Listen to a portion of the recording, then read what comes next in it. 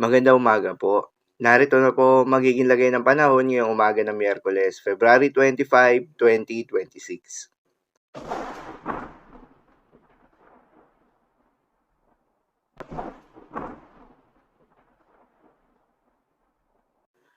Sa kasalukuyan na tayong sa pag-asa, easterlies o yung mainit na hangin na nanggagaling sa may kargatang Pasipiko, ang dominanteng weather system na nakakaapekto sa buong bahagi ng ating bansa, particular na sa may silangang bahagi.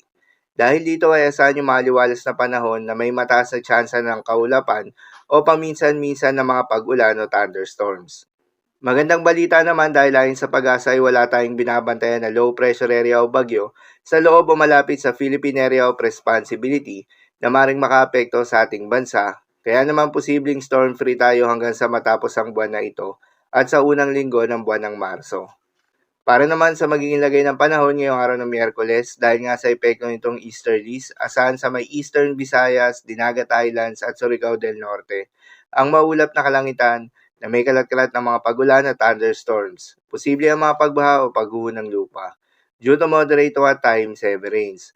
Habang sa may Metro Manila at nalalabing bahagi pa ng ating bansa, ay asahan naman yung bahagyang maulap hanggang sa maulap na kalangitan na may kalat-kalat ng mga pagulan o thunderstorms na dulot ng easterlies. Posible rin ang mga pagbaha o pagguho ng lupa during severe thunderstorms.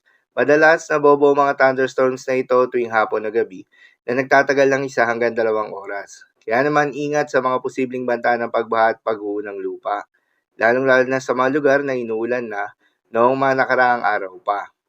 Para naman sa magiging lagay ng mga dagat baybayin ayon sa pag-asa ay wala pa rin tayong nakataas na gale warning sa anumang seaboards ng ating bansa.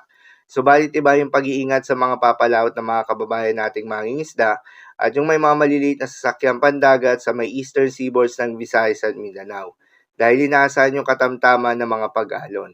Habang banayad hanggang sa katamtaman ng mga pag-alon naman sa nalalabing seaboards ng ating bansa, subalit iba yung pag-iingat pa rin, lalo na kung meron tayong offshore thunderstorms activity. Asahan yung paglakas ng hangin at kakibat nito ay pagtaas rin ng mga pag-alon. So yun lang po para sa lagay ng panahon ngayong araw ng Miyerkules. Keep safe everyone.